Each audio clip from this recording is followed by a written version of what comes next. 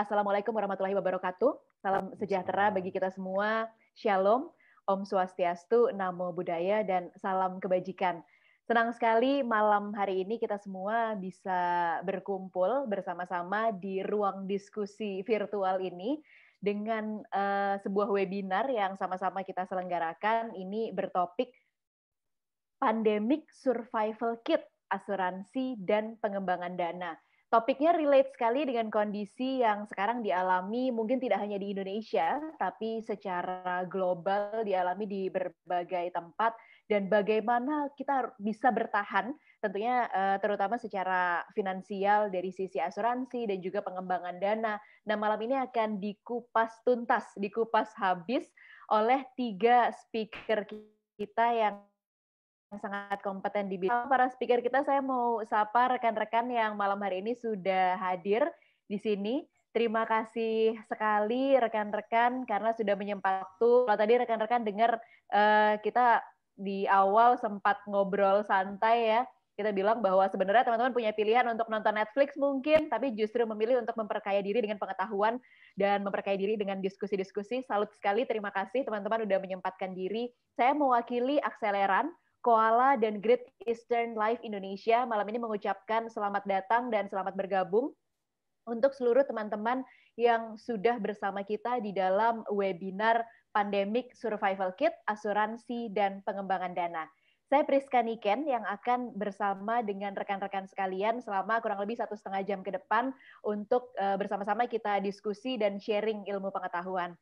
Teman-teman, bersama kita malam hari ini sudah ada 3 speaker, 3 pembicara. Langsung saja mau saya perkenalkan, ini yang pertama ada Chief Marketing Officer dari Akseleran, Pak Andri Madian. Selamat malam, Pak Andri. Malam semua, selamat malam Niken, malam Pak Tommy, malam Pak Fauzi. Ya, saya sapa dulu singkat, nanti saya akan ceritakan siapa Pak Andri ini. Tapi saya mau sapa dulu, setelah itu ada juga Pak Tommy Martin, co-founder dan Chief Operating Officer Koala. Halo, selamat malam Pak Tommy. Halo, selamat malam semuanya. Terima kasih sudah bergabung di acara ini.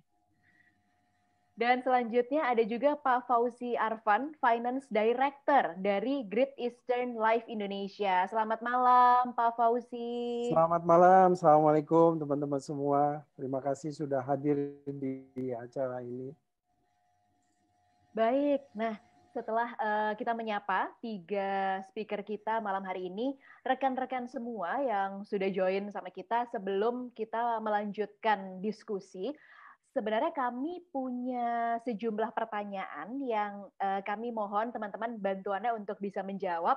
Pertanyaannya ini ada dalam aplikasi Kahoot, tapi nggak perlu download aplikasinya sih, teman-teman cukup buka www.kahoot.it. Kilo Alpha Hotel Kahoot ya, Kilo Alpha Hotel. Sorry teman-teman. Kahoot pakai Ultra atau kahoot.it.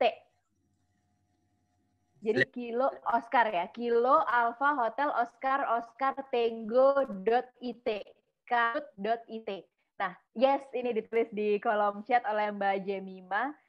Ya, mohon bantuannya teman-teman untuk membuka Kahoot. Nanti di situ akan ada pertanyaan pretest yang bisa kita jawab bersama-sama. Boleh aku dibantu? Nah, ini dia. Ini adalah game pin ya. Jadi teman-teman mudah banget kalau teman-teman udah buka aplikasi Kahoot ini atau langsung di web browsernya, bisa lewat Safari, bisa lewat Chrome, bisa lewat Firefox. Ini buka kahoot.it, itu udah ada Pak Richard yang bergabung. Saya coba juga di sini. Oke, Kahoot. Langsung dimasukkan enter pin. Itu ada kolom tulisannya enter pin yang dimasukkan 2035. Nah, nice banget. Udah banyak yang join di situ. Boleh dibantu ya teman-teman nickname yang diisikan di Kahoot. Ini nama yang dipakai untuk daftar ya. Jadi nanti kita akan bersama-sama menjawab, ada sekitar 6 pertanyaan, tapi tiap pertanyaan waktunya sekitar 10 detik untuk menjawab. Jadi begitu tahu jawabannya langsung dipencet jawabannya. Kami mohon kesediaan teman-teman semua yang udah gabung untuk masuk ke Kahoot dan kita akan sama-sama menjawab pertanyaannya. Pertanyaannya nggak susah pasti. Oke. Aku akan dibantu sama Mbak Heidi dan Mbak Jemima untuk cek kita udah bisa mulai pertanyaannya di Kahoot-nya atau belum.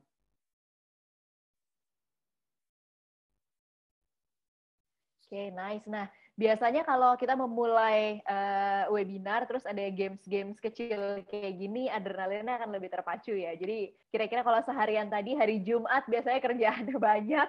Nah, ini untuk menghindari agak-agak ngantuk, teman-teman. Jadi, yes.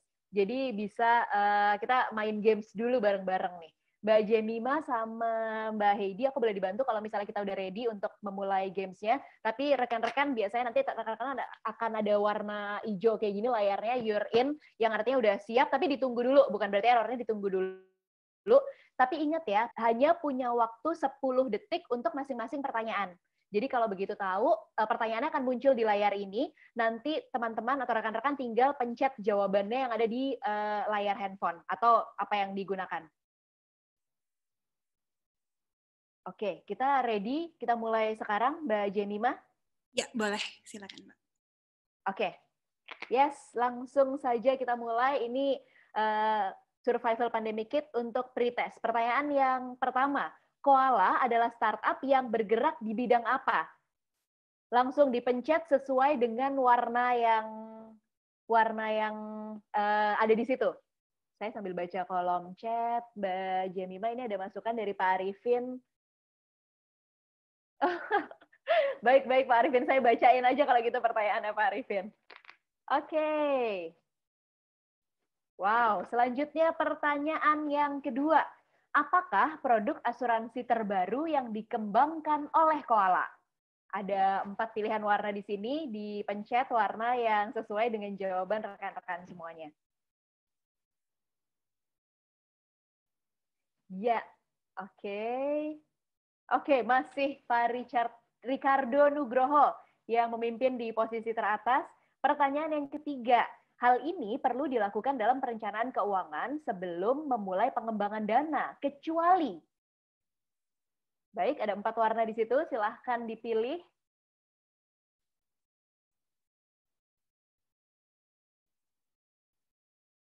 Oke, wah berubah nih. Berubah Ganes Ajeng sekarang yang ada di posisi teratas. Masih ada serangkaian pertanyaan lagi. Sekarang pertanyaan keempat. Risk-based capital minimal yang dipersyaratkan OJK untuk perusahaan asuransi adalah, wah ini pertanyaannya kayaknya, berapakah risk-based capital minimal yang dipersyaratkan OJK? Oke, wow, ada 14 yang jawabannya benar. Kita lihat bagaimana posisinya. Sekarang Ramli yang memimpin di posisi pertama.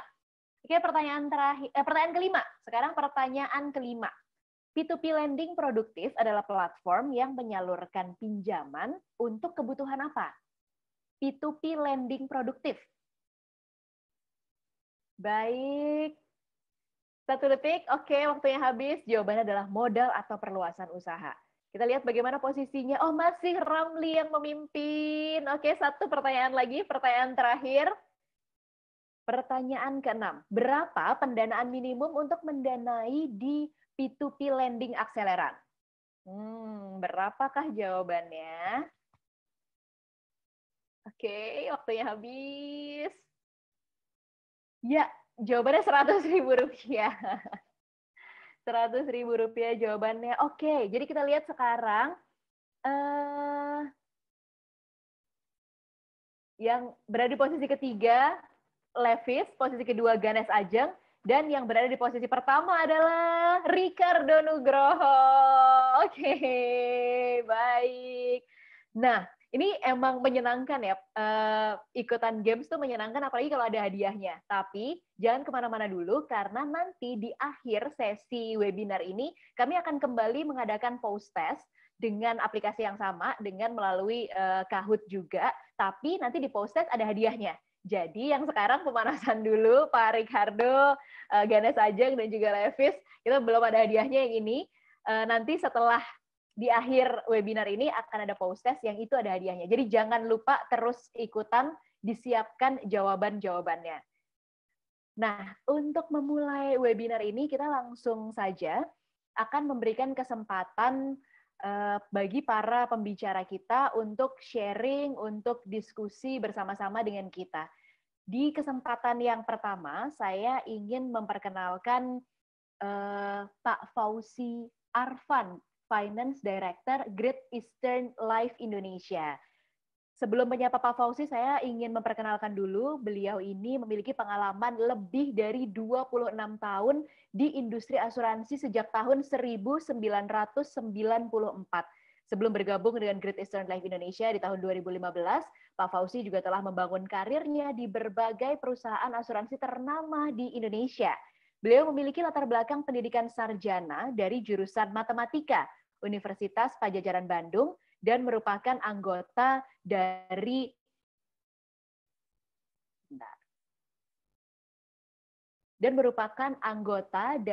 Persatuan Aktuaris Indonesia atau FSAI sejak tahun 2000.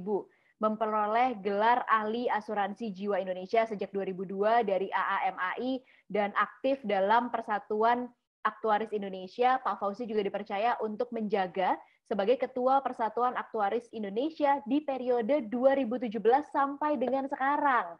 Luar biasa. Beliau juga dipercaya sebagai Ketua Bidang Aktuaris dan Manajemen Resiko di Asosiasi Asuransi Jiwa Indonesia atau AAJI. Pak Fauzi, selamat malam Pak Fauzi. Jadi malam hari ini Pak Fauzi akan sharing dengan kita, rekan-rekan sekalian, khususnya tema spesifik yang akan dibawakan Pak Fauzi ini, asuransi sebagai basis survival kit. Jadi Pak Fauzi ini akan bercerita sama kita tentang beberapa poin-poin yang langsung saja saya berikan waktu dan kesempatan untuk Pak Fauzi Arfan. Silahkan Bapak. Baik, terima kasih Niken.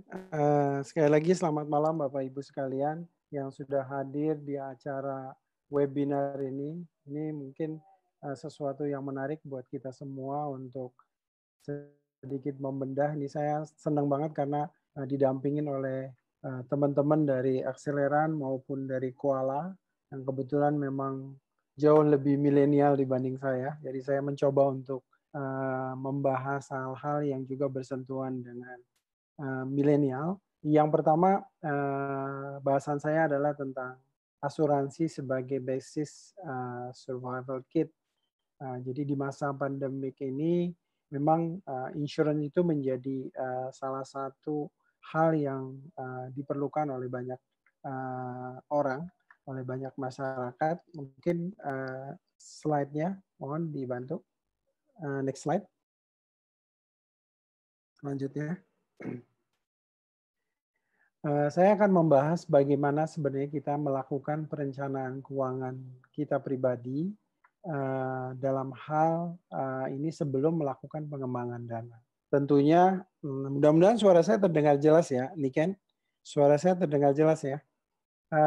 Bagaimana kita jelas dan jelas ya. Baik, saya lanjutkan. Bagaimana kita melakukan perencanaan keuangan pribadi sebelum memulai pengembangan dana.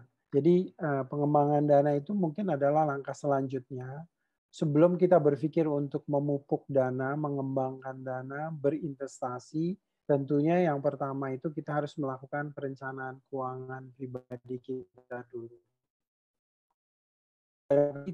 Tips yang mungkin bisa dijadiin sebagai referensi dari Bapak Ibu sekalian, teman-teman sekalian, apa-apa saja yang perlu kita lakukan dalam melakukan perencanaan keuangan kita sebelum tentunya kita berpikir untuk berinvestasi atau mengembangkan dana yang kita miliki. Yang pertama dan yang paling penting adalah kita harus tahu dulu tentang kondisi keuangan kita saat ini. Ini barangkali hal yang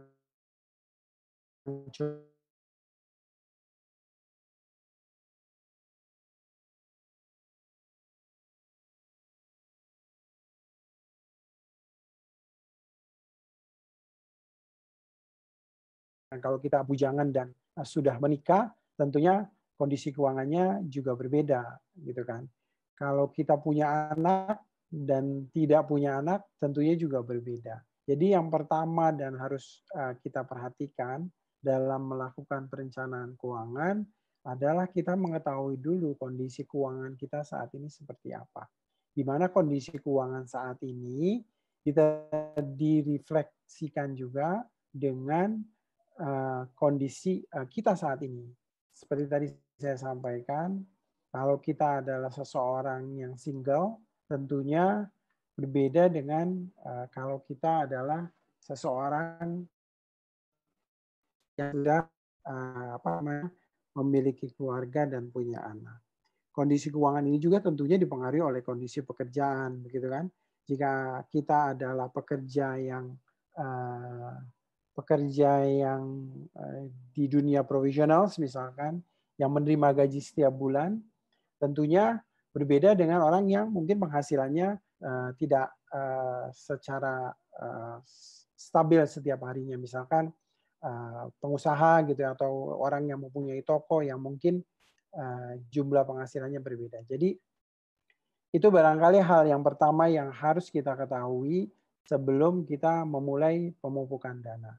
Kemudian yang kedua, kita juga harus mampu untuk memetakan penghasilan dan pengeluaran kita setiap bulannya. Sebelum menentukan jumlah yang harus disisihkan setiap bulan, tentunya kita harus berpikir lebih dahulu tentang penghasilan kita seberapa banyak dan berapa pengeluaran kita.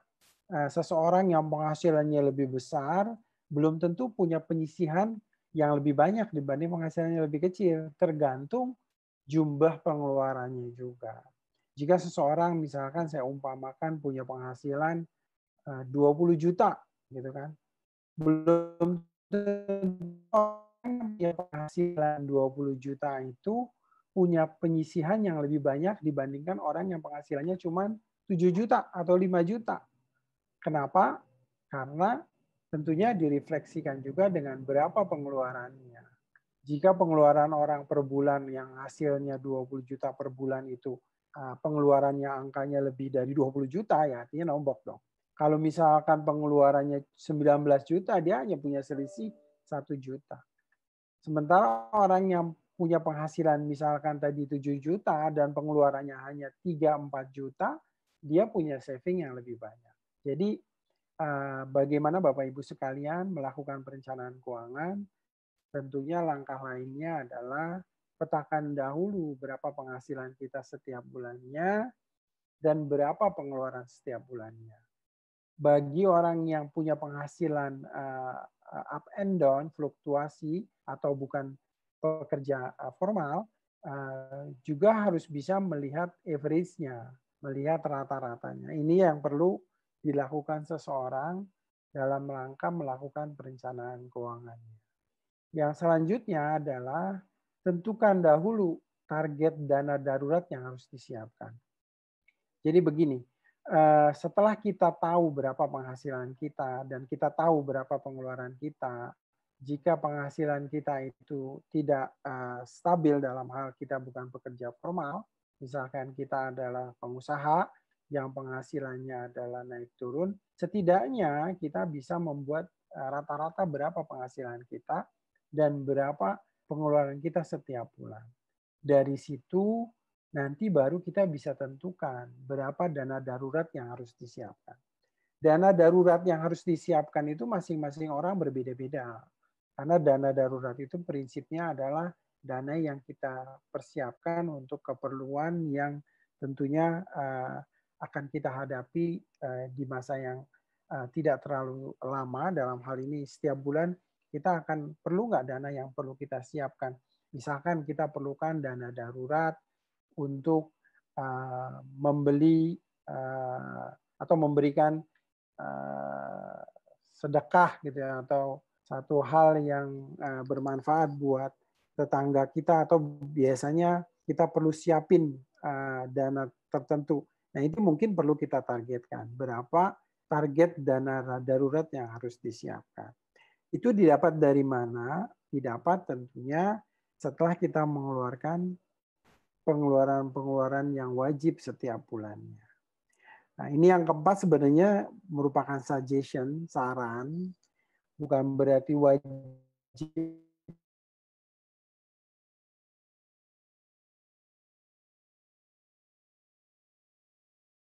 dana darurat tersebut. dalam bentuk rekening khusus, itu jauh lebih baik. Itu jauh lebih baik dan jauh tidak tercampur dengan pengeluaran rutin yang kita gunakan untuk keperluan lain. Sehingga benar-benar dana darurat itu dijadikan sebagai dana perlindungan kita. Tentunya yang kelima adalah hal yang paling penting juga, siapkan pula perlindungan dari berbagai risiko yang dapat terjadi dengan asuransi. Ini kebetulan saya dari Great Eastern Life Indonesia tentunya mengajak Bapak Ibu sekalian juga menyiapkan diri membuat perlindungan dari berbagai risiko yang terjadi dengan proteksi asuransi. Selanjutnya, next slide.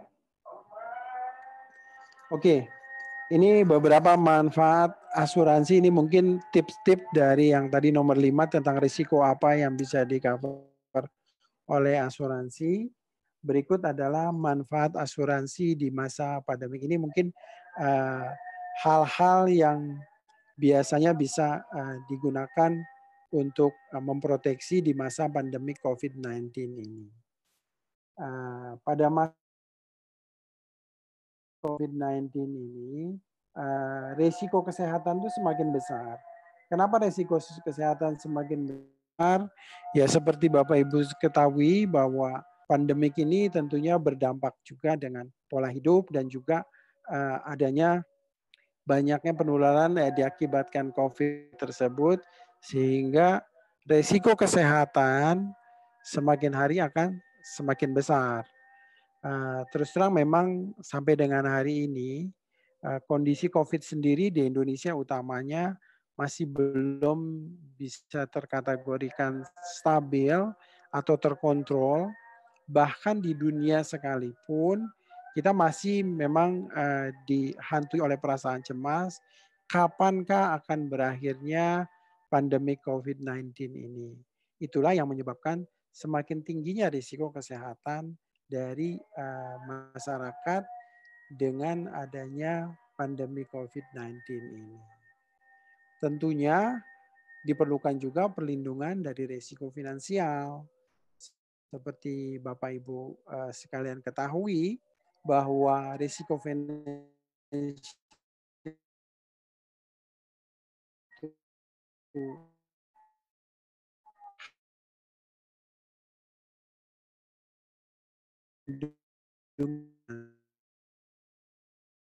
salah satu cara untuk memproteksinya adalah dengan proteksi asuransi.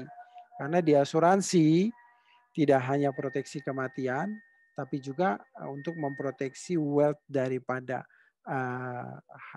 peserta pun dimungkinkan dilakukan oleh perusahaan asuransi.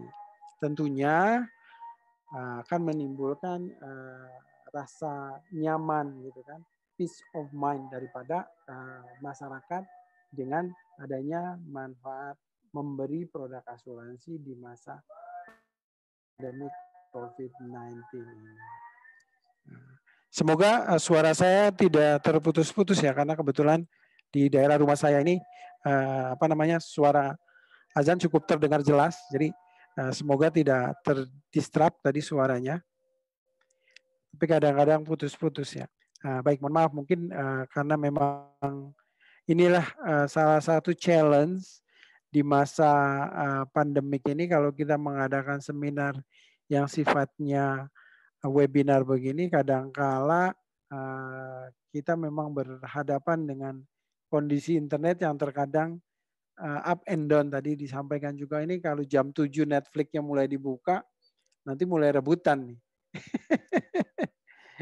Baik, itu barangkali yang berhubungan dengan manfaat asuransi di masa pandemi COVID-19 ini. Selanjutnya, tentunya ini adalah tips-tips yang mungkin saya perlu sarankan kepada Bapak Ibu sekalian, apa-apa saja yang diperlukan dan sangat harus diperhatikan saat membeli produk asuransi. Banyak perusahaan asuransi memang yang ada di Indonesia, dan tentunya memang harus juga dilihat dari sisi credibility-nya maupun bonafiditas daripada perusahaan tersebut. Banyak parameter yang bisa dilihat untuk menjadikan salah satu tolak ukur apakah perusahaan tersebut perusahaan yang kredibel, perusahaan asuransi yang kredibel atau tidak. Tapi poinnya kalau dari sisi OJK tadi juga ada salah satu kuis yang dipertanyakan, berapa RBC minimal yang dipersyaratkan oleh OJK untuk kesehatan sebuah perusahaan asuransi. Tadi sebagian menjawab dengan benar, 120%. Itu juga salah satu parameter yang bisa digunakan Bapak Ibu sekalian untuk melihat apakah perusahaan tersebut, perusahaan asuransi itu memiliki keuangan yang cukup sehat atau tidak. Jadi pertama tentunya dilihat permodalannya. Selanjutnya dilihat RBC-nya. Kalau RBC-nya bagus, permodalannya bermasalah, juga tentunya harus diperhatikan. Karena persyaratannya itu memang cukup sangat banyak untuk running perusahaan asuransi, diantaranya permodalan. Perusahaan asuransi jiwa itu dipersyaratkan memiliki modal setidaknya 100 miliar. Dan tentunya memang Bapak Ibu sekalian, sebelum membeli produk asuransi tentunya harus dilihat dulu perusahaan asuransi tersebut kredibel, terpercaya, memiliki keuangan yang cukup strong atau tidak. Kemudian yang kedua, pilihlah produk asuransi sesuai dengan manfaat dan premi dan kebutuhan dan kemampuan daripada peserta. Jadi sebagai peserta tentunya yakinkan, Heldi, halo, bisa ditampilkan kembali slide-nya. Kelihatannya slide-nya terputus. Baik, Oke. Pak, kami coba kontak Heidi juga sambil dilanjutkan dulu ya, Pak. Ya. Oke, saya lanjutkan aja barangkali. Yang kedua adalah pilihlah produk asuransi dengan manfaat dan premi sesuai dengan kebutuhan dan kemampuan Bapak Ibu sekalian. Karena membeli produk asuransi kalau tidak sesuai dengan kemampuan dan keperluannya, nanti yang ada mubazir. Kalau produk asuransi yang dibelinya itu sifatnya reguler, malah punya dampak negatif, akibatnya malah polisnya akan left sebelum masa bayarnya. Karena produk asuransi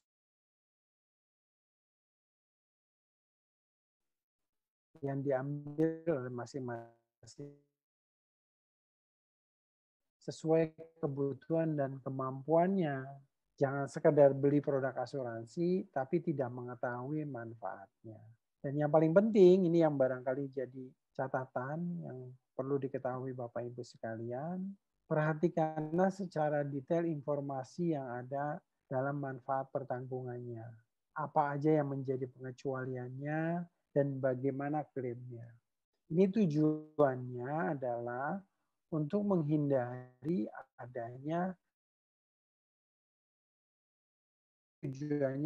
untuk membantu memproteksi resiko. Ada banyak hal yang juga harus dibaca sebagai peserta, sebagai orang yang membeli produk asuransi, apa-apa saja yang menjadi pengecualiannya. Karena tidak semua di-cover kadang-kala. Misalkan contoh yang paling gampang COVID-19 seperti saat ini. Ada produk yang misalkan dijual oleh salah satu perusahaan asuransi. Harus dibaca apakah COVID ini di-cover atau tidak di-cover, gitu kan. Terus ada nggak persyaratan-persyaratan tertentu yang harus diperhatikan?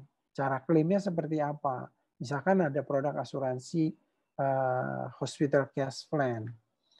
Ada nggak waiting periodnya? Nanti kalau misalkan tidak dibaca dengan detail, beli hari ini besok mau klaim bisa nggak?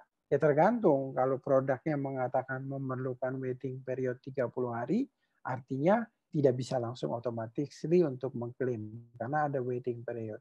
Itu adalah bagian daripada detail informasi yang berupa manfaat pertanggungannya dan pengecualian dan cara klaimnya.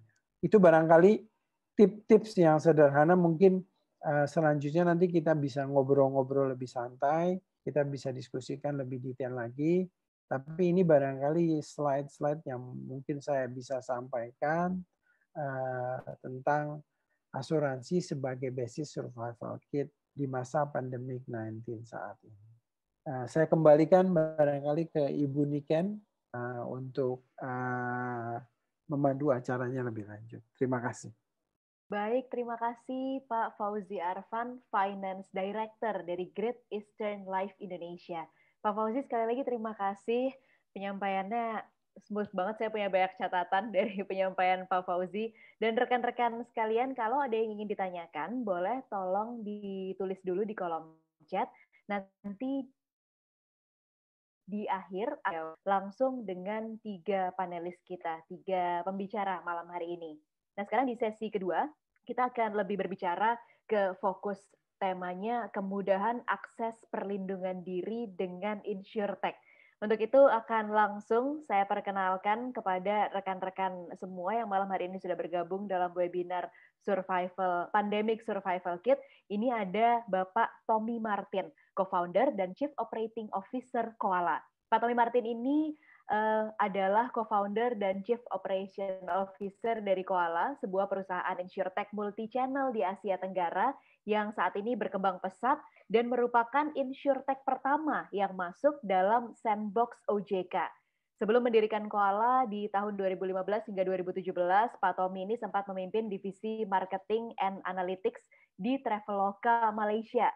Beliau juga memiliki pengalaman bekerja di Accenture serta Nokia sebagai engineer. Pak Tommy merupakan lulusan Masters in Mathematics and Computer Science dari UCL di UK. Selamat malam, Pak Tommy. Halo, selamat malam semuanya. Terima kasih Niken atas perkenalannya.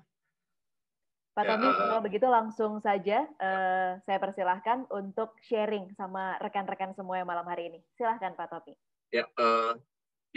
Terima kasih Niken. Jadi hari ini saya akan sharing terkait peranan InsurTech selama masa pandemi ini kan. Dari sisi gimana sih kita bisa bekerja sama dengan perusahaan asuransi supaya kita dapat memberikan pelayanan asuransi yang bagus dan sesuai kepada masyarakat luas. Mungkin sebelumnya mau sedikit perkenalan juga kan terkait InsurTech itu apa sih, dan juga Koala itu perusahaan InsurTech, tapi value apa sih yang kita kembangkan hari ini kan. Jadi mungkin kita bisa lihat dari sisi problem statement-nya dulu kan hari ini. Asuransi itu kan sesuatu yang sangat penting dalam kehidupan kita. Tapi kalau dari sisi kesadaran masyarakat atas produk asuransi itu kan masih cukup rendah ya, dan masih banyak potensi yang dapat dikembangkan dibanding dengan negara-negara lainnya yang sudah lebih berkembang. Dan beberapa masalah yang kita lihat hari ini itu adalah, satu itu ada persepsi bahwa produk asuransi itu mahal. Dan memang alasannya kenapa produk asuransi mahal itu karena asuransi itu produk yang bagus.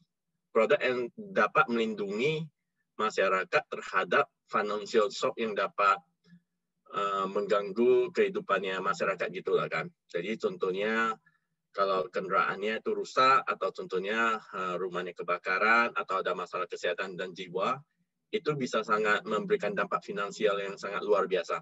Jadi itu memang salah satu alasan kenapa produk asuransi itu mahal kan. Tapi yang kedua juga produk asuransi secara tradisional itu kan biasanya dijual melalui jalur offline ya, melalui bank assurance dan juga melalui agensi. Jadi secara otomatis jenis produk yang dijual itu juga agak bisa produk yang sangat murah. Dan, karena jalur pemasaran offline itu boleh dibilang cukup mahal. Jadi otomatis itu kalau produknya terlalu murah, secara bisnis itu tidak masuk akal lah ya. Dan masalah kedua itu juga dari sisi akses ya. Terutama kalau kita lihat dari sisi perkembangan dunia digital hari ini, semakin banyak masyarakat hari ini sudah melakukan banyak kegiatan melalui platform-platform digital. Jadi kalau dari sisi layanan asuransi, ada suatu harapan juga kan bahwa layanan asuransi ini dapat diakses melalui jalur digital. Dan juga sebaliknya kalau perusahaan asuransi mau menjangkau masyarakat luas dan memberikan edukasi terhadap pentingnya produk asuransi, digital strategi itu merupakan hal yang sangat penting. Baru yang masalah ketiga itu juga dari sisi claim proses ya. Nah, claim prosesnya sendiri ini kan hal yang sangat penting. Terutama produk asuransi itu produk virtual, jadi sesuatu yang tidak bisa dirasakan kecuali pada saat klaim. Soalnya pada saat klaim itu adalah di mana proses di mana konsumen bisa mendapatkan ada merasakan benefit atas produk asuransi tersebut. Jadi proses klaim ini sangat krusial sih. Dan kalau kita lihat perkembangannya, again, masyarakat hari ini yang didominasi millennials ya, and keep growing ya. Masyarakat sudah sangat terbiasa dengan platform digital yang sangat cepat, segala sesuatu itu instan, dan segala sesuatu itu tidak memerlukan kayak manual paperwork gitu. Nah, jadi otomatis ini juga ada satu peluang yang dapat kita kembangkan bersama-sama dengan perusahaan asuransi supaya proses klaim ini juga bisa naik pangkat gitu kan, supaya kita bisa upgrade dan bisa melayani masyarakat dengan bagus. Jadi kalau dari sisi value proposition-nya Kuala hari ini, ya kita mau menjadi teknologi partner dari insurance company supaya kita bisa melayani dan mengedukasi masyarakat luas. Dari sisi distribution channel-nya juga, distribution channel itu gimana kita akan memastikan bahwa produk asuransi itu available baik dari sisi offline atau dari sisi online ya. Dan kita juga bekerja sama dengan beberapa platform digital juga seperti Traveloka, Oyo, Tokopedia, OVO untuk memasarkan produk asuransi sih. Jadi dengan bekerja sama dengan platform digital tersebut, otomatis masyarakat juga dapat mengakses produk asuransi dengan mudah. Tapi selain itu, jenis produk asuransi yang kita kembangkan bersama-sama dengan perusahaan asuransi, ini juga agak berbeda ya, nature-nya dengan produk asuransi pada umumnya. Jadi jenis produk yang kita kembangkan hari ini, kalau kita mau memasarkan produk asuransi yang mahal, yang contohnya harganya 1 juta, 5 juta, mungkin digital channel is not the right channel. Karena ya kalau saya belum memahami asuransi, tiba-tiba ditaruhkan produk 5 juta, kemungkinan besar saya tidak akan beli. Soalnya saya belum memahami asuransi, saya belum pernah membeli asuransi, saya belum pernah klaim asuransi. Makanya jenis produk asuransi yang kita kembangkan, biasanya itu kita panggilnya asuransi mikro.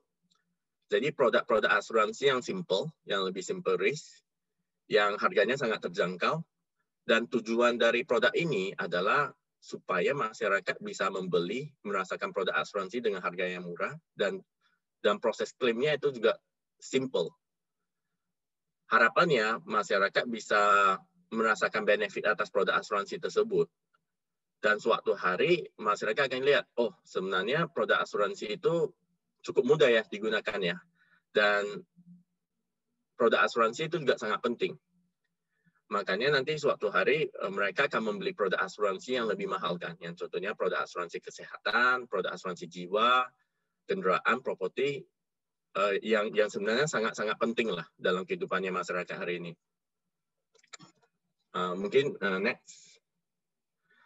Dan dari sisi Kuala sendiri hari ini, tadi seperti yang saya sampaikan, kita melakukan banyak perkembangan micro insurance ya. Dengan bekerja sama dengan perusahaan asuransi, dan jenis-jenis produk asuransi yang kita kembangkan ini biasanya fokusnya kita itu lebih ke lifestyle, kehidupan sehari-hari masyarakat kan, baik itu dari sisi traveling, menggunakan HP, lagi melakukan aktivitas atau olahraga, dan juga dengan kondisi sekarang kita juga memiliki produk COVID-19 juga ya, karena memang ya dengan masa pandemi ini perlindungan dengan atas COVID-19 itu juga sangat penting. Jadi kita mengembangkan banyak-banyak produk asuransi ini supaya kita bisa mengcover segala resiko dari kegiatan masyarakat. Dan next.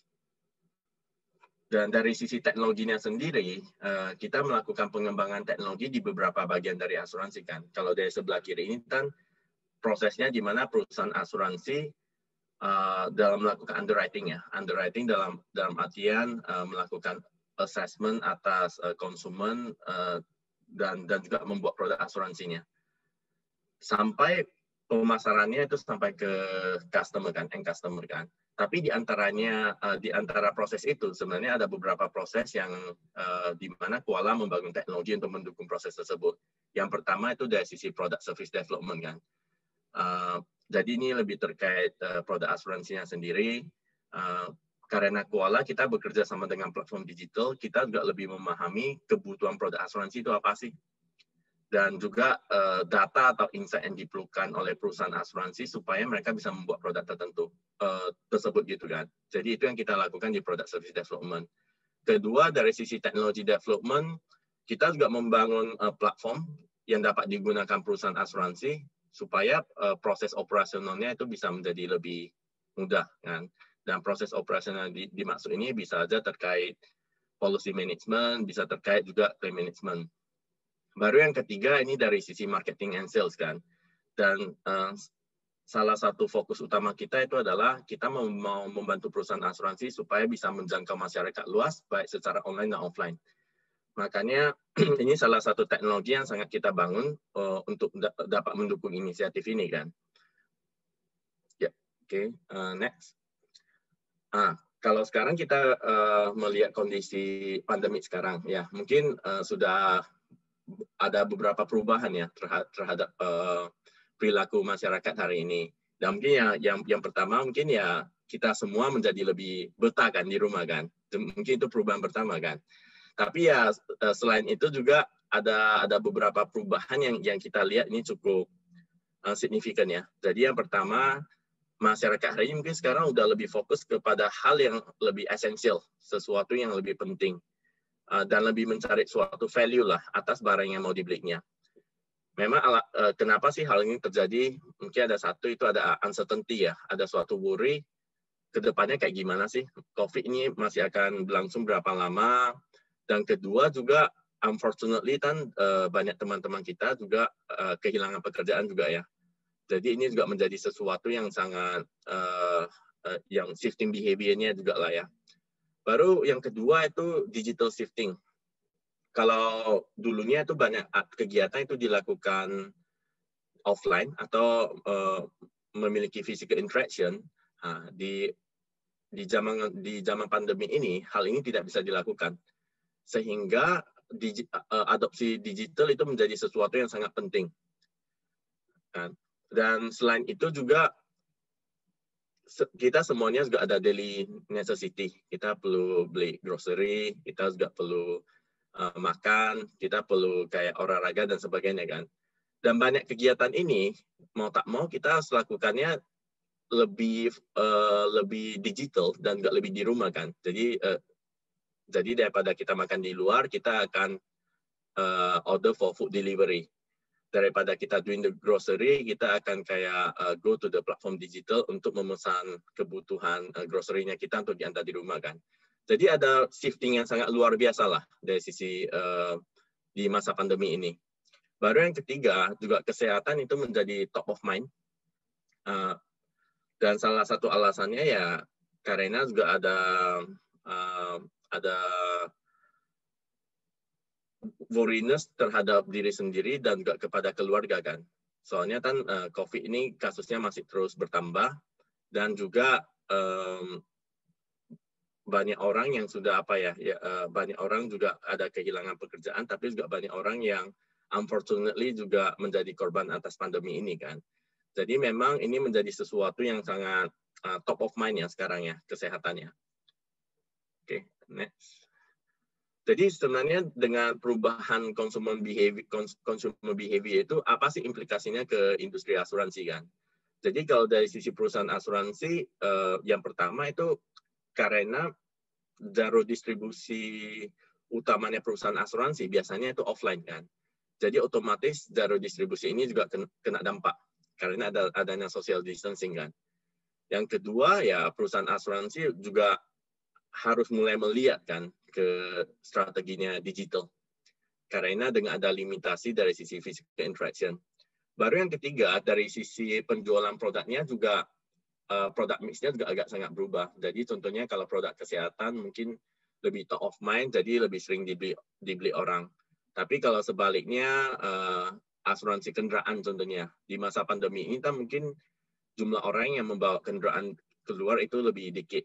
Jadi secara otomatis itu mungkin kayak penjualan produk asuransi kendaraan itu juga menjadi lebih rendah. Dari sisi customer-nya sendiri, ya yang seperti saya sampaikan tadi, ya kesehatan jiwa itu menjadi top of mind. Tapi again, pemahaman mereka terhadap produk asuransi itu masih rendah kan.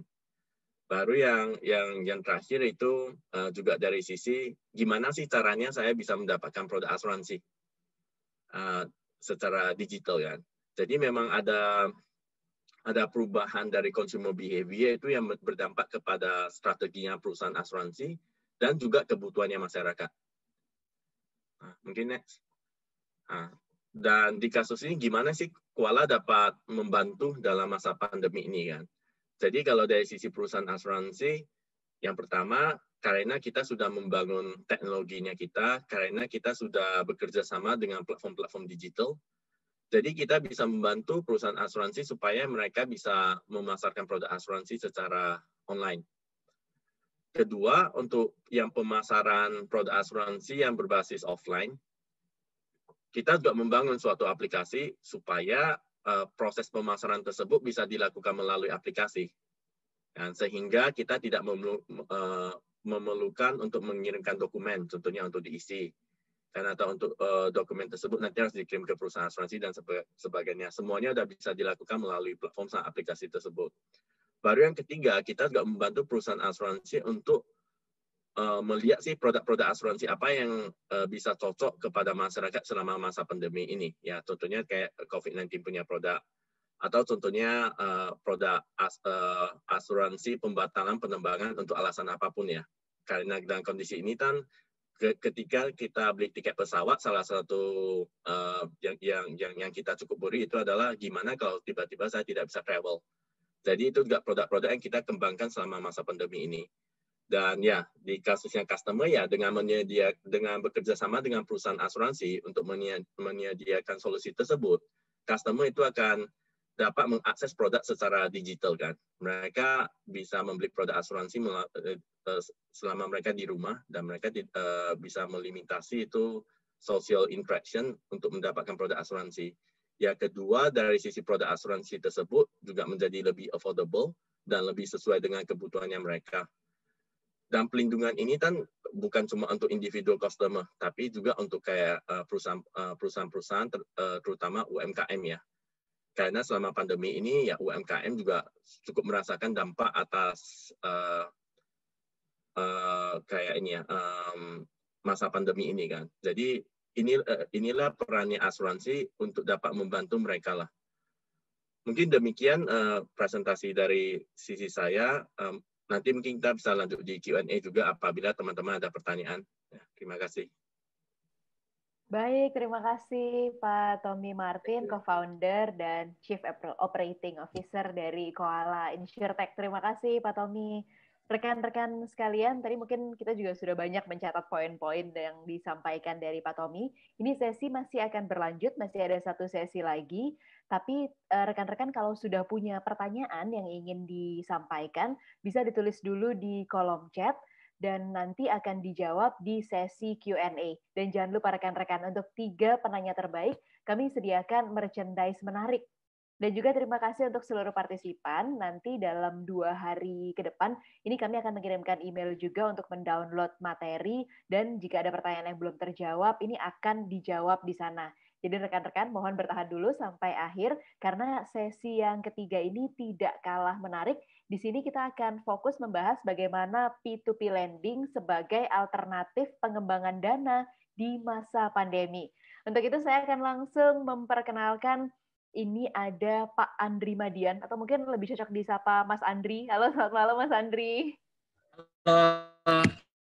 Mas Andri Ya Madian boleh, ini... bebas. Mau Mas, mau apa, boleh. Mas Andri Madian ini Chief Marketing Officer dari Akseleran, yang sebelum bergabung dengan Akseleran, Mas Andri sudah bekerja di beberapa digital startup dan sebuah multinational FMCG.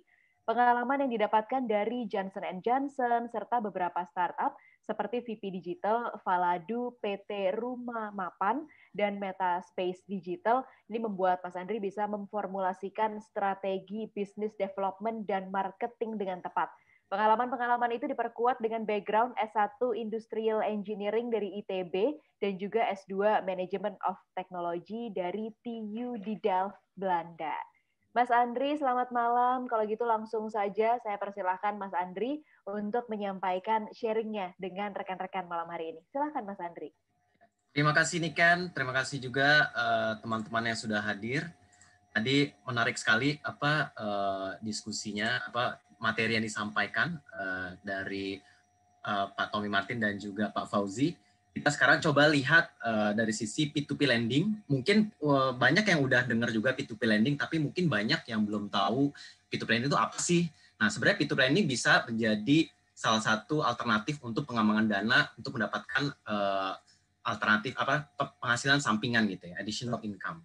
Nah, pertama kita lihat dulu, ini mungkin koneksinya dengan tadi materi yang sebelumnya disampaikan oleh Pak Tommy Martin dan juga Pak Fauzi, bahwa dalam keuangan kita ada namanya piramida pencernaan keuangan. Nah, ini piramida ini kita melihat dari salah satu buku financial planner namanya Melvin Mukuni.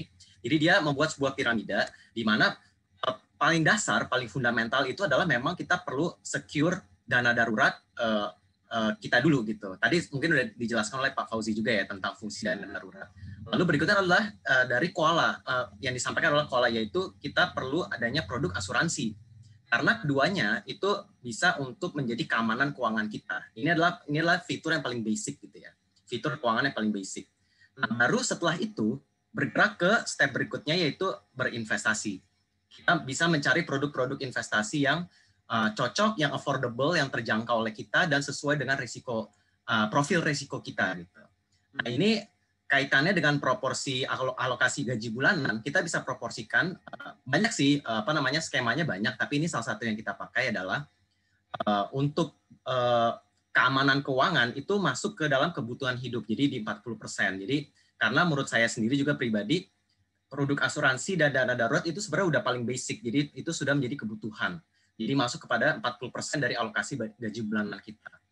Lalu setelah ini secure, kita setelah punya asuransi, kita punya dana darurat, kita bisa mengalokasikan 20% dari gaji bulanan kita masuk untuk pengembangan dana gitu, ke produk-produk investasi. Gitu. Jadi ini adalah pengantar untuk kita masuk ke P2P lending dan kaitannya dengan materi yang tadi dikaitkan, yang disampaikan oleh Pak Tommy Martin dan juga Pak Fauzi. Gitu ya.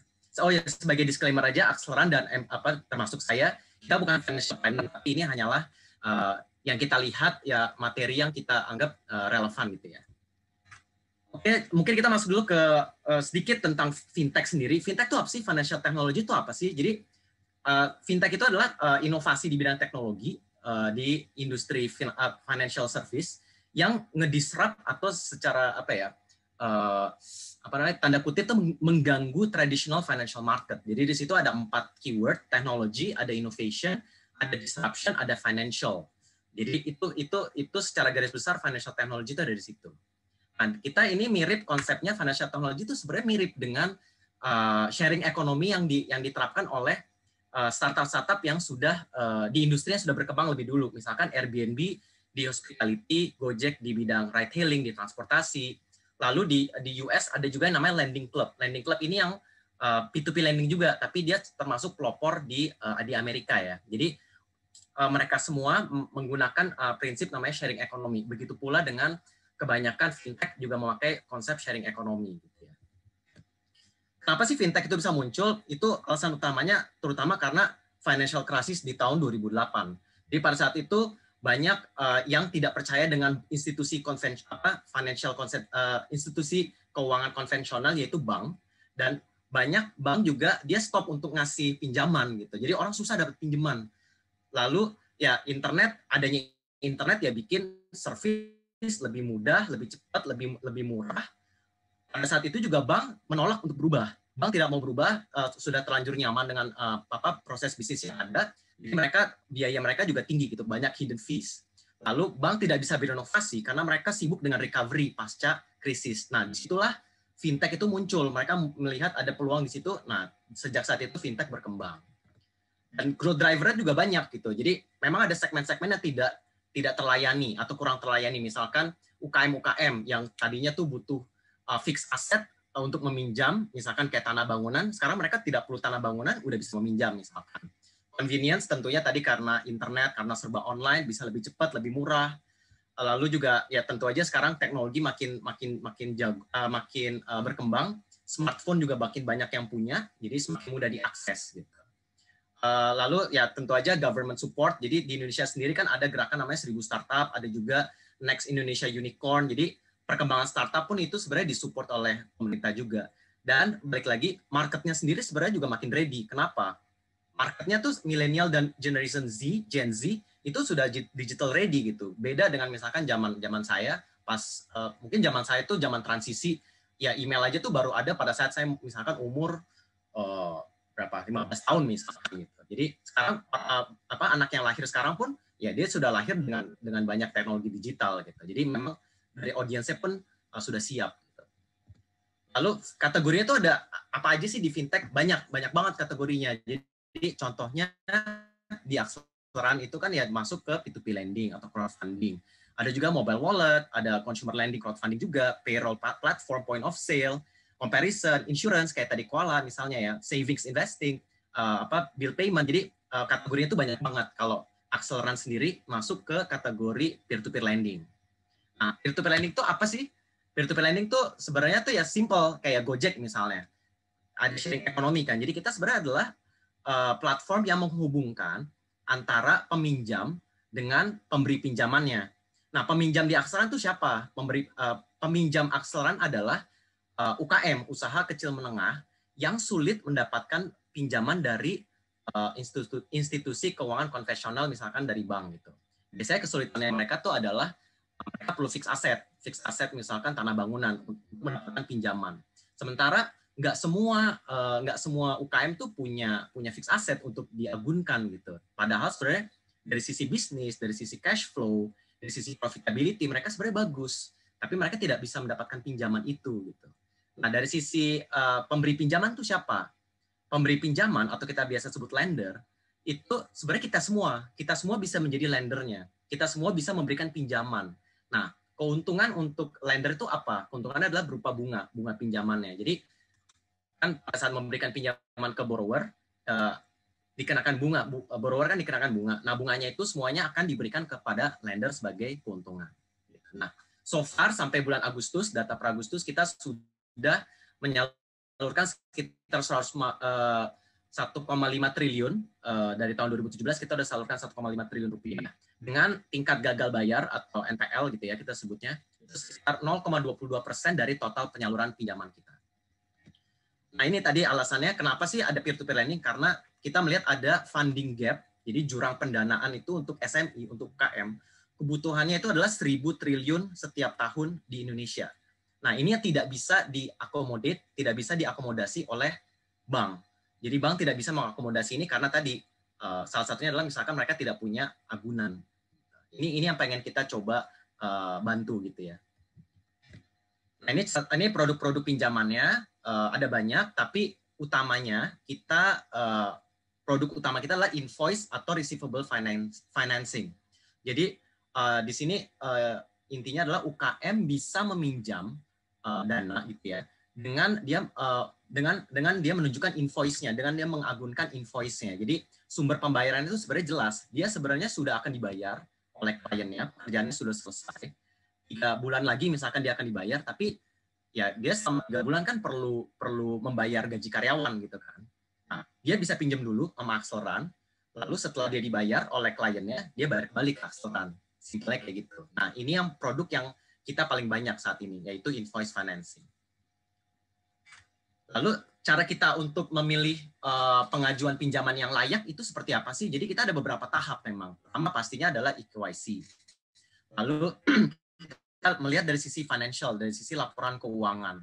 dari sisi laporan keuangan, dari sisi bank statement mereka, dari sisi misalkan mereka adalah online seller di Tokopedia atau di Bukalapak gitu misalnya, kita melihat transaksi mereka selama setahun ke belakang. Jadi kita melihat dari sisi transaksi keuangan mereka, laporan keuangan mereka. Gitu. Lalu yang kedua kita melihat dari sisi agunan. Nah, agunannya itu kita non konvensional, bukan fixed asset, tapi kebanyakan adalah invoice atau SPK atau kontrak kerja atau purchase order. Itu yang biasanya menjadi kolateral atau jadi agunan kita. Gitu. Lalu terakhir kita bisa melihat dari sisi profil dari peminjamnya itu sendiri. Dia historik kreditnya gimana sih? Dia pernah nggak punya pinjaman di masa lalu tapi dia telat atau masih ada yang tertunggak sampai sekarang gitu. Nah itu kita juga bisa melihat dari kredit historinya. Pada akhirnya akan keluar dengan kredit rating dari A++ sampai C. Ini akan berkorelasi langsung dengan bunga yang diberikan. Ini adalah bunga yang dikenakan untuk peminjam dan ini adalah bunga yang diberikan untuk pemberi pinjaman. Jadi pemberi pinjaman ini adalah keuntungan untuk pemberi pinjamannya. Berkisar antara 11,75% sampai 30% per tahun, tapi rata-rata itu antara 16 sampai 21% per tahun. Ini adalah bunga atau keuntungan yang diberikan untuk pemberi pinjaman di eksternal. Nah, di masa pandemi itu resikonya gimana sih? Nah, kita juga aware bahwa selama pandemi pasti resikonya naik karena pasti ada sektor-sektor atau perusahaan-perusahaan yang terdampak. Makanya dari sisi risk assessment kita juga sudah melakukan beberapa hal. Salah satunya kita menerapkan industry watch list. Jadi ada beberapa industri yang kita ban. Jadi kita nggak mau masuk dulu ke beberapa industri tersebut. Misalkan tourism, property, atau manufacturing yang dia bahan bakunya tuh related dari tempat yang terdampak COVID misalkan. Lalu kita lebih mengedepankan agunan invoice karena invoice itu lebih aman dibandingkan misalkan purchase order. Karena kalau purchase order tuh lebih banyak masih ada performance risk karena kan pekerjaannya kan sebenarnya belum selesai kan. Tapi kalau invoice pekerjaan sudah selesai, dia tinggal dibayar. Jadi kita memperbanyak porsi invoice financing. Dari credit scoring model pun kita perketat, jadi syarat-syaratnya pun diperketat yang mau meminjam. Dan tentu saja monitoring prosesnya kita juga lebih ketat lagi. Jadi kita jadi lebih sering untuk kita monitor perkembangan dari pinjamannya. Jadi kita melakukan beberapa langkah gitu ya. Nah, kita juga sempat ada beberapa campaign kita yang juga turut berkontribusi untuk penanganan pandemi, yaitu kita ada campaign namanya Akselerasi Peduli COVID-19. Jadi campaign kita nih pemberi pinjaman atau lender bisa memberi pinjaman kepada satu usaha nih yang dia tuh memang untuk nyalurin bansos. Dia udah dapat nih proyek bansos dari Kementerian Sosial, nilainya misalkan miliaran gitu ya, ada sekitar 10 miliar atau kalau nggak salah lebih dari 10 miliar. Nah itu mereka tapi butuh modal awal untuk bisa ngerjain proyeknya. Nah Aksara menyalurkan pinjaman buat mereka juga. Jadi sebagai pemberi pinjaman, kita juga bisa turut nih berkontribusi langsung untuk penanganan COVID-19 ini dengan mendanai campaign ini. Nah gimana sih di Akselerasi tuh cara kita memilih, jadi kan lender itu bisa milih nih, saya mau danain peluang pinjaman atau peluang pendanaan yang A atau yang B atau yang C. Gitu. Tapi cara milihnya tuh gimana? Jadi ada beberapa indikator yang bisa dilihat. Jadi contohnya dari sisi deskripsi, itu bisa aja dilihat ini kredit ratingnya ini misalnya di sini terlihat B+. Dia ada proteksi asuransinya. Dia dari sisi tenor, dia minjem selama 2 bulan. Jadi selama 2 bulan dia akan dibayarkan kembali. Dengan bunga efektif itu 15% per tahun. Gitu. Jadi dia ada agunannya juga. Nah di sini pun kita ini adalah salah satu indikator untuk lender memilih gitu ya. Yang kedua itu adalah dari sisi agunan, kan di sini agunannya ada. Di sini dibilang agunannya adalah invoice financing. Di proteksi ada agunan berupa invoice dan juga ada proteksi asuransi. Jadi pokok pinjaman dijamin 85%. Gitu. Jadi ini adalah salah satu indikator kedua. Yang ketiga adalah kita juga sediakan highlight keuangan, salah satunya rasio keuangan. Di sini bisa dilihat contohnya debt service coverage ratio. Ini adalah kemampuan dia membayar hutangnya. Misalkan dia angkanya di atas 100%, artinya dia bisa membayar hutangnya gitu. 168,59% adalah artinya dia kemampuan dia di atas hutangnya. Kemampuan dia membayar adalah di atas hutangnya. Dan terakhir adalah kita bisa lihat informasi riwayat peminjamannya dia. Dia tuh udah minjem berapa kali sih? Yang telat berapa kali? Yang lunas berapa kali? Gitu. Nah, di sini bisa dilihat misalkan peminjam ini, dia udah pinjam, yang dia lunas 36 kali, yang dia lunas telat 3 kali, tapi dia belum pernah ada yang gagal bayar, atau yang terlambat dia nggak pernah ada. dia lunas semua tapi cuma ada sedikit yang telat gitu. Jadi di sini juga bisa jadi faktor pertimbangan kita juga. Nah, ini simulasinya berapa sih keuntungan yang kita bakal dapat gitu. Jadi contohnya nih, ini biar gampang aja ya. Contohnya kita punya dananya 100 juta. Interest rate-nya 18% per tahun. Tenornya 4 bulan, produknya invoice financing. Kalau invoice financing tuh pokok pinjaman dibayar di akhir tenor. Jadi misalkan ini 4 bulan, per bulan lender tuh akan mendapatkan bunganya aja. Bunganya adalah kalau 18% per tahun, artinya 1,5% per bulan. Jadi 1,5% dikalikan dengan 100 juta. Jadi per bulan akan dapatkan 1,5 juta selama 4 bulan. Baru terakhir di bulan keempat dibayar pokoknya 100 juta. Jadi keuntungannya adalah 6 juta selama 4 bulan. Gitu ya. Jadi ini adalah simulasi cepat aja tentang bagaimana sih keuntungan yang didapatkan dari peer-to-peer lending. Gitu. Nah, tapi jangan lupa juga peer-to-peer lending itu tidak bebas risiko. Jadi ada risikonya. Risikonya tuh yang paling umum adalah namanya risiko gagal bayar atau non-performing loan. Jadi ya yang namanya kita memberikan pinjaman, ya ada risiko ya pinjaman itu macet atau misalnya pinjaman itu terlambat bayar gitu. Tapi itu yang berusaha kita tekan. Saat ini kalau salah tingkatnya tuh tadi 0,22% dari total yang sudah kita salurkan. Jadi sebenarnya dari sisi jumlahnya sih masih kecil kita ya. Jadi masih bisa kita tekan. Karena hanya 0,22%. Tapi dari sisi lender, apa yang bisa dilakukan? Ya, bisa melakukan diversifikasi. Jangan taruh duit, misalkan punya 100 juta, jangan ditaruh di satu tempat, harus disebar. Jadi, kalaupun ada yang terlambat cuma sebagian kecil aja gitu. Jadi, nggak semuanya terlambat gitu. Jadi, ada peribahasa ya atau sayings gitu ya. Don't put your eggs in one basket. Jadi ya, kita jangan taruh telur kita di satu keranjang aja, kita sebar keranjangnya. Nah, kita juga dari sisi legalitas kita sudah resmi berizin penuh dan diawasi oleh OJK karena P2P lending juga ada yang terdaftar, yang hanya sebatas terdaftar juga ada, tapi mereka belum berizin gitu ya. Nah, berizin adalah tingkatan berikutnya. Alhamdulillah kita sudah berizin penuh dari OJK. Kita juga menjadi bagian dari asosiasi Fintech Pendanaan Bersama Indonesia, di mana co-founder kita adalah salah satu pengurus AFPI-nya. Dan dari sisi keamanan data, kita pun sudah ISO 27001. Oke, ini hanya rangkuman aja kenapa lenders bisa memilih akselerasi P2P lending. Return-nya menarik, bisa sampai 21% per tahun. Prosesnya cepat, kita juga relatif aman karena kita sudah license oleh OJK. Konsepnya pun mudah dimengerti, karena konsepnya simpelnya adalah hanya pinjam-meminjam uang aja. Gitu. Jadi, ini adalah konsep yang semua orang harusnya sudah mengerti. Gitu. Lalu kita bisa direct contribution ke ekonomi, karena yang kita danai kan sebenarnya kan UKM. UKM itu kan bisa membuka lapangan pekerjaan. Jadi kalau UKM-nya berkembang, mudah-mudahan dia bisa membuka lebih banyak pekerjaan lagi. Gitu. Yang terakhir adalah terjangkau. Karena lender bisa mulai dari 100.000 aja. Jadi ini relatif terjangkau untuk semua orang. Oke, ini hanya tips aja. Jadi tadi mungkin Pak Fauzi juga udah sempat bilang gitu ya. Tadi ada yang bilang nggak ya? Lupa aku. Tapi ini tips aja bahwa kalau dalam berinvestasi itu mulai kecil-kecilan dulu nggak apa-apa, tapi mulai itu sekarang. Kenapa? Karena ada namanya efek waktu, efek compounding interest.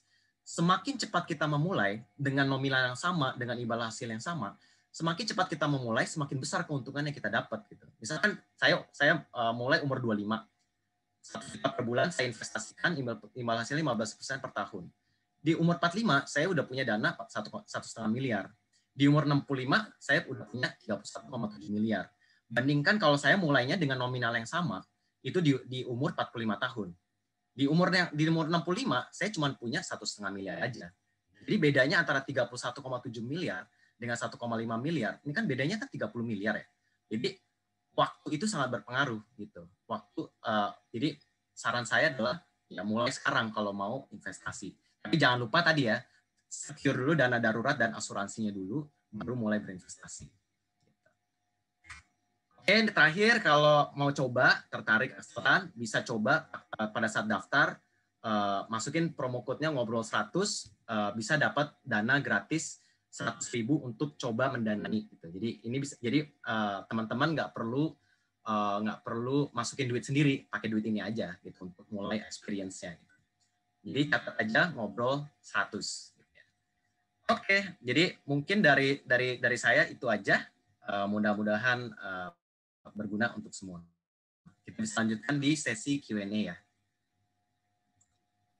Baik, terima kasih sekali Mas Andri, penjelasannya yang mencerahkan. Terima kasih sekali. Saya tadi sempat ngintip sedikit di kolom Q&A, ini pertanyaan yang disampaikan dari rekan-rekan sekalian yang malam hari ini bergabung sama kita udah cukup banyak. Dan sebelum saya masuk ke kolom Q&A, rekan-rekan sekalian yang sudah join bersama di webinar malam hari ini, kami ucapkan terima kasih sekali lagi telah mengikuti webinar kolaborasi antara Akseleran, Koala, serta Great Eastern Life Indonesia. Dan sekarang kita akan langsung masuk ke sesi Q&A. Saya mau coba lihat dulu, ini ada pertanyaan yang ingin saya bacakan. Ini pertanyaan dari Ricardo Nugroho. Selamat malam Pak Ricardo. Pak Ricardo, saya mau bacakan pertanyaannya. Ini Pak Ricardo bertanya untuk pertanyaannya disampaikan Pak Ricardo. Selama Bapak bekerja di Akseleran, apakah terdapat borrower yang telat bayar bahkan gagal bayar? Jika terjadi hal itu, apa usaha perusahaan untuk menangani hal itu agar uang lender dapat tetap kembali dengan lender? Ini pertanyaannya jelas sekali ditujukan kepada Mas Andri. Mas Andri, boleh kita mulai jawab terlebih dahulu, Mas Andri? Ya, terima kasih Nika, terima kasih Pak Ricardo. Jadi jawabannya adalah ada. Jadi kan saya udah bilang bahwa yang namanya investasi itu pasti ada risikonya. Jadi dan P2P lending pun ada risikonya, seperti yang tadi saya sudah jelaskan. Jadi gagal bayar atau keterlambatan itu tidak dapat dipisahkan dari investasinya. Jadi cara perusahaan untuk mengatasinya itu adalah tadi pertama udah pasti kita pakaiin agunan. Yang kedua adalah kita pakaiin proteksi asuransi. Gitu. Nah, salah satunya kita juga pada saat borrower itu mengalami keterlambatan, tentunya kita lakukan collection, kita lakukan penagihan. Penagihannya itu pun kita sudah dengan tim collection yang tersertifikasi oleh asosiasi juga. Kalau misalkan ini memang terjadi benar-benar dia tuh mengelak atau dia tidak mau bayar gitu, kita bisa menempuh, pada akhirnya kita bisa menempuh upaya hukum gitu.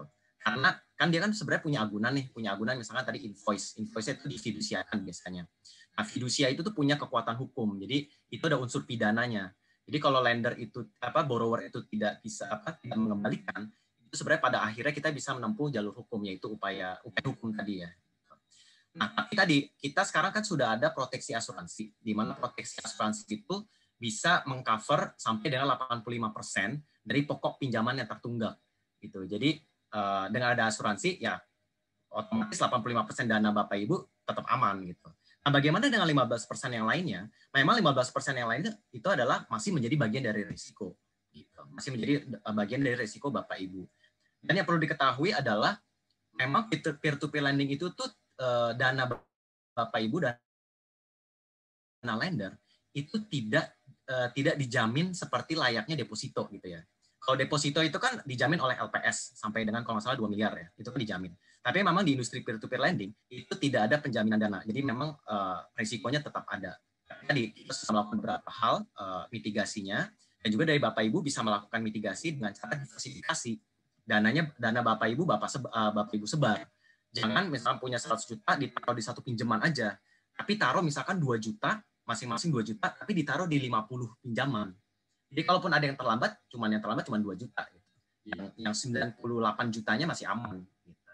Itu adalah salah satu cara yang bisa lender lakukan untuk memitigasi, selain dari yang kita berikan adalah tadi proteksi asuransi dan juga agunan dan juga seleksi yang ketat di depan. Gitu. Baik, terima kasih Mas Andri. Selanjutnya kita bergeser ke Pak Tommy. Ini ada langsung 2 pertanyaan saya bacakan. Pak Tommy, ada pertanyaan dari Pak Riki Arif. Selamat malam Pak Riki Arif. Ini menanyakan, apakah Koala juga akan atau sudah bekerja sama dengan P2P Lending untuk asuransi pinjaman? Dan ada dari Pak Willem yang bertanya mau bertanya mengenai aplikasi untuk asuransi Koala, apakah sudah bisa digunakan untuk misalnya asuransi rawat jalan, sehingga tidak perlu dikirim hard copy dokumennya gitu. Bagaimana sih cara kerja InsurTech ini, Pak Tommy? Oke, terima kasih nih kan, terima kasih Pak Riki. Jadi untuk mungkin dari sisi kerjasamanya kita dengan P2P lending sebenarnya ada, tapi memang Kuala juga kita kan juga bekerja sama dengan platform digital yang berbasis lifestyle juga kan. Jadi bukan cuma P2P lending, tapi juga di online travel agent dan juga di e-commerce. Dan memang salah satu potensi yang kita lihat itu adalah contohnya potensi asuransi jiwa kredit ya.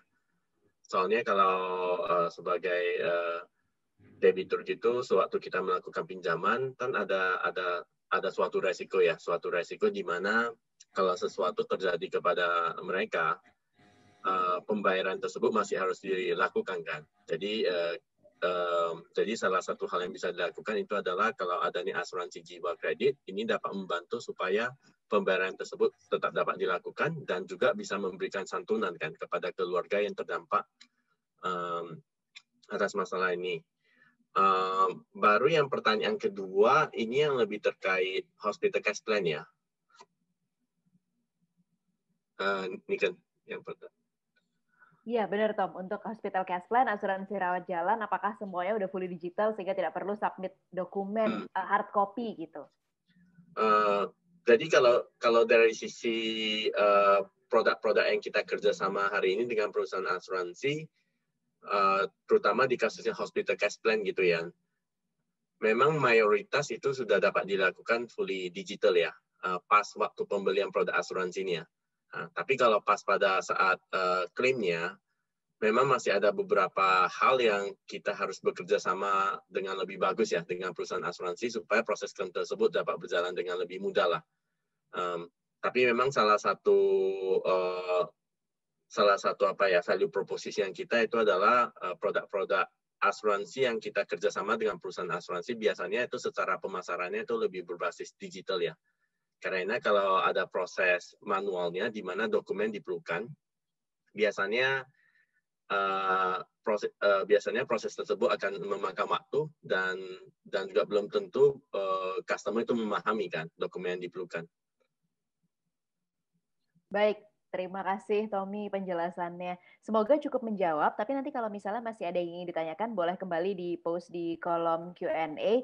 Pasti kami consider, jadi kalau seandainya tidak terjawab malam ini, kami akan memberikan jawabannya langsung kepada rekan-rekan sekalian, kepada Bapak Ibu partisipan melalui email yang sudah didaftarkan di webinar ini. Selanjutnya, semakin malam, ini pertanyaannya juga semakin menarik. Kami minta waktu sedikit lagi karena kita masih punya sedikit waktu yang tersisa. Saya akan langsung ke Pak Fauzi Arfan dari Great Eastern Life Indonesia. Pak Fauzi, ini pertanyaannya menarik sekali nih. Ada langsung 2 pertanyaan untuk Pak Fauzi. Yang pertama dari Ganes Ajeng. Selamat malam Pak Fauzi, izin bertanya Pak. Saya sudah menikah dan memiliki 1 orang anak. Apakah saya perlu asuransi jiwa? Dan kalau saya perlu, asuransi jiwa apa yang cocok dan untuk siapa saja ya Pak dalam keluarga saya yang harus memilikinya? Yang kedua, Pak Fauzi, langsung saja saya bacakan. Ini dari Bapak Riki Arif yang bertanya, ini mungkin ada dalam pertanyaan banyak orang nih ya Pak Fauzi, kalau sudah ada asuransi kesehatan dari kantor, sudah ada BPJS juga, tapi saya masih single, belum ada tanggungan, apakah saya masih perlu lagi membeli asuransi sendiri Pak? Kalau iya, asuransi apa yang cocok untuk saya? Silahkan Pak Fauzi. Baik, terima kasih. Pertama, dari Gas, dia sudah punya 1 anak, perlu asuransi nggak gitu ya, Niken? Iya Pak. Sudah menikah dan punya 1 anak, perlu asuransi nggak? Apakah Jawabannya perlu sebenarnya asuransi justru jiwa? udah mulai perlu. Justru perlu asuransi jiwa ketika sudah menikah dan punya anak. Apa asuransi jiwa yang diperlukan? Karena asuransi jiwa itu sebenarnya coverage-nya cukup sangat variatif. Ada untuk keperluan education anak, gitu kan. Propose misalkan untuk keperluan education anak, itu juga adalah bagian daripada asuransi jiwa. Jadi jawabannya tentunya sudah perlu. Justru sebenarnya even yang bujangan pun sudah mulai harus memikirkan untuk mulai memiliki proteksi asuransi. Karena tadi seperti yang disampaikan oleh Mas Andrian juga, semakin cepat orang mulai menabung, semakin cepat orang untuk membeli proteksi di usia muda, semakin bermanfaat buat dia di masa tuanya. Itu yang pertama. Yang kedua dari Riki Arif, saya masih bujangan, masih single, sudah punya asuransi kesehatan dari kantor, sudah punya BPJS, Masih perlu asuransi enggak ya? Kalau untuk asuransi kesehatan barangkali memang proteksinya sudah didapatkan di kantornya, udah dapatkan proteksi dari BPJS. Tapi tentunya asuransi yang diberikan di kantor, asuransi yang diberikan oleh BPJS itu punya limitation, punya pembatasan. Tentunya kalau memang mengharapkan untuk mendapatkan coverage yang jauh lebih luas, walaupun single, sah-sah saja untuk punya produk yang lebih mencakup coveran yang lebih banyak lagi. Tergantung daripada need and want-nya sih memang. Kembali tergantung dari keperluannya. Saya selalu menekankan tergantung dari keperluannya, proteksi yang dimiliki sudah cukup, yang nggak perlu beli asuransi tidak masalah. Cuman umumnya orang merasa bahwa perlu untuk adanya perluasan daripada coverage yang dimiliki. Apalagi asuransi yang diberikan misalkan dari kantor ataupun BPJS punya limitation, kalau punya pribadi barangkali bisa menambah dari apa yang sudah ada. Kira-kira itu, semoga menjawab. Baik, terima kasih Pak Fauzi. Ini waktunya semakin mepet. Satu lagi pertanyaan untuk Mas Andri. Ini pertanyaannya menarik nih, Mas. Dari Ibad Nafisah. Ditujukan langsung untuk akselerasikan kredit ranking dari peminjam adalah dengan men-tracking histori pinjaman yang pernah ada. Benar begitukah? Ceknya melalui apa? Apakah melalui BI checking atau wawancara atau ada hal yang lainnya, Mas Andri? Betul. Jadi kita ada tadi mungkin tadi saya sempat jelaskan sedikit. Salah satunya kita cek itu adalah kredit history kan, adalah history kredit. Nah, itu yang kita pakai adalah kita bekerja sama dengan biro kredit. Itu sama mirip-mirip dengan BI checking ya, mirip-mirip dengan Slick gitu ya. Tapi memang kan peer-to-peer lending kan tidak bisa mengakses Slick. Jadi itu adalah salah satu alternatifnya. Kita cek dari biro kredit namanya Pevindo. Nah, salah satu alternatif lain adalah sesama fintech lending, kita tuh sudah tersaling terhubung datanya. Ada namanya fintech data center FDC.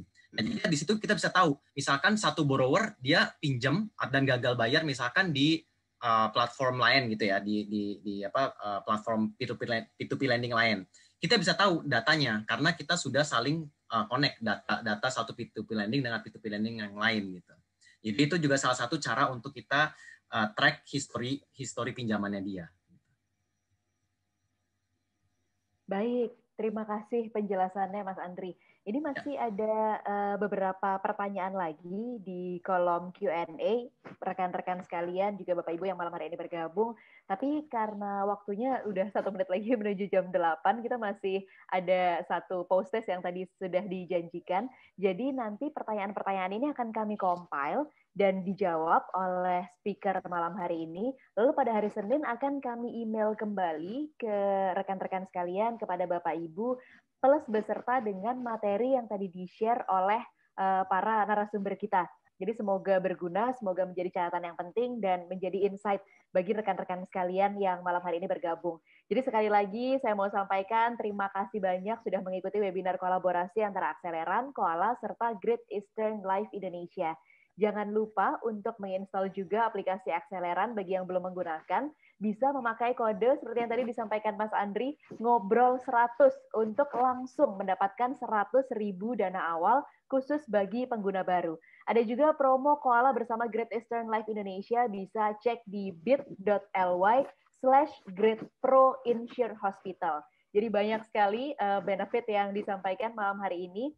Dan juga jangan lupa, kalau ingin terus memantau informasi dari Akseleran, dari Koala, dan juga dari Great Eastern Life Indonesia, bisa follow Instagram kami di @akseleran_id, ada juga di koala.app dan @greateasternid. Jadi kita masih tetap bisa silaturahmi di sana, kita juga masih tetap bisa diskusi di sana. Rekan-rekan sekalian, juga Bapak Ibu yang malam hari ini sudah bergabung bersama kita. Sekarang waktunya kita sedikit games lagi. Jadi masih pakai aplikasi yang sama kalau yang sudah install di Kahoot, atau langsung menggunakan web browser dan diketik www.kahoot.id. Benar ya? .it, sorry. www.kahoot.it. Ini PIN-nya ganti, PIN-nya sekarang yang ini 5909657 ya www.kahoot.it. Kilo Alpha Hotel Oscar Tango India Tango. Oke, kita udah lihat ada beberapa yang sudah bergabung. Jangan lupa ini karena kali ini ada hadiahnya nih untuk 3 pemenang istilahnya, 3 ranking teratas dari Kahoot. Jadi tolong di kolom chat Zoom ini diinfokan juga nama lengkap sesuai dengan nama yang ditulis di sini. Boleh. Oke. Wah, sudah banyak yang bergabung bersama. Oh iya, nggak apa-apa. Jadi namanya sesuai dengan yang bisa tertera di situ. Nanti kami juga akan membantu konfirmasi.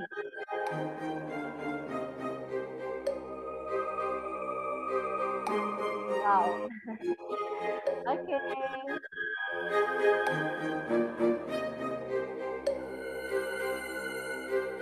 Lagi loading Ibu Dian, nggak apa-apa, kami masih punya waktu. Kita tunggu sebentar lagi.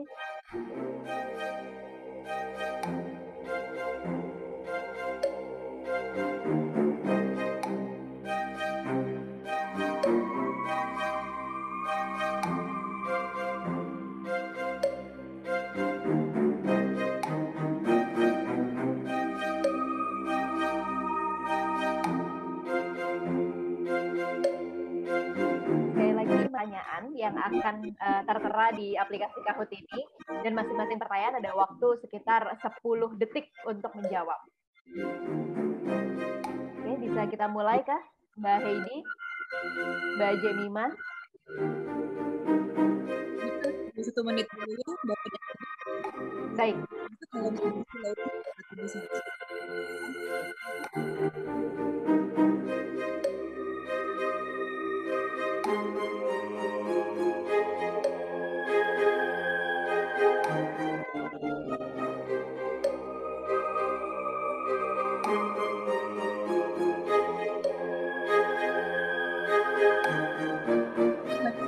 Kalau kita mulai aja ya.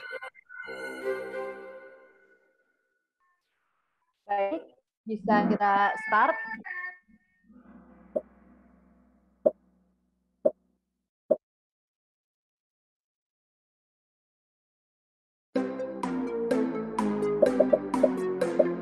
Pertanyaan yang pertama, Kolo adalah startup yang bergerak di bidang apa? Ini kecepatan juga menentukan. Silahkan langsung dijawab.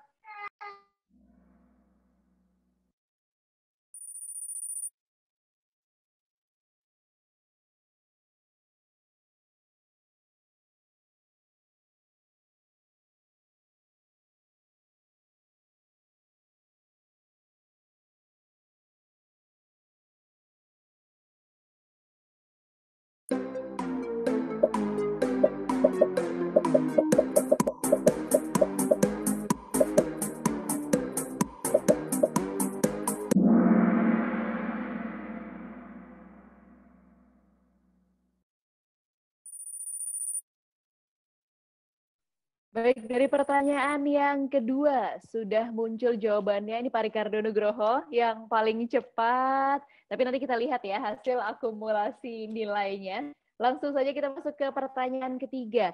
Bisa diingat ya Bapak Ibu, hanya ada waktu 10 detik. Hal-hal ini perlu dilakukan dalam perencanaan keuangan sebelum memulai pengembangan dana, kecuali ada waktu 10 detik.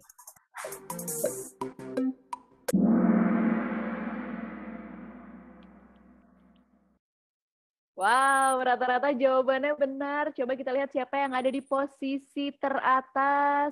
Oke, masih Ricardo Nugroho dengan nilai tertinggi, tercepat juga. Langsung saja kita masuk ke pertanyaan selanjutnya. Pertanyaan keempat. Risk-based capital minimal yang dipersyaratkan OJK untuk perusahaan asuransi adalah... Langsung dipilih warna yang sama, rekan-rekan sekalian, Bapak Ibu. Iya, jawabannya sudah muncul. Baik, langsung saja masih Ricardo Nugroho yang memimpin di posisi teratas. Kita langsung masuk ke pertanyaan kelima. P2P lending produktif adalah platform yang menyalurkan pinjaman untuk kebutuhan apa?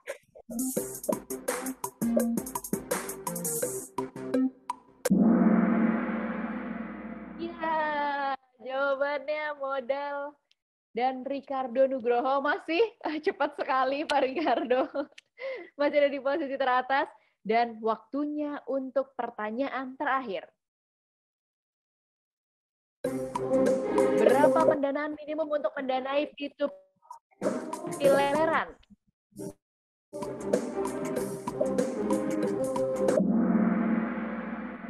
Wow, luar biasa.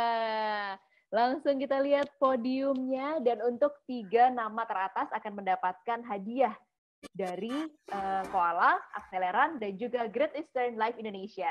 Di posisi 3 ada Harry, di posisi 2 Ibat Nafisa, dan di posisi pertama Ricardo Nugroho. Mohon untuk Bapak Ibu yang namanya tercatat dalam podium ini, nanti langsung menghubungi kami bisa dengan meninggalkan alamat email atau nama atau nomor telepon yang bisa kami hubungi di kolom chat. Nanti kami juga akan mencoba menghubungi, asalkan email yang dikirimkan ketika mendaftar ini sesuai dan bisa dihubungi, kita juga akan menghubungi.